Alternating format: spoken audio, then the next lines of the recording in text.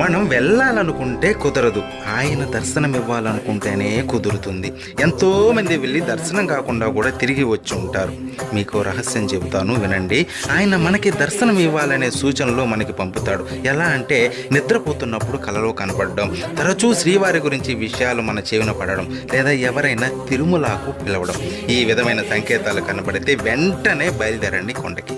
కానీ ఒక్క విషయం, అక్కడ మనం దర్శించుకునేది మామూలు విగ్రహం కాదు, సకల జగత్తును నడిపే శక్తి స్వరూపం, బ్రహ్మాది దేవతలు దర్శించుకునే విరాట్ స్వరూపం అది. విగ్రహ రూపంలో కనిపించి భ్రమింపజేసే శ్రీవారి రూపం అది. చక్రవర్తులు, సామంతులు ఆయన దర్శనం కోసం బంగారు వాకిలి ముందు పడిగాపులు కాశారు. అటువంటి స్వామి దర్శనం పూర్వజన్మ సుకృతం. ఇలాంటి ఎన్నో వీడియోలు మన ఛానల్లో ఉన్నాయి. సబ్స్క్రైబ్ చేసుకుని వాటన్నిటినీ వినండి. శ్రీవారి దర్శనం మీరు ఎన్నిసార్లు చేసుకున్నారో కామెంట్ చేయండి. ఓం నమో వెంకటేశాయ.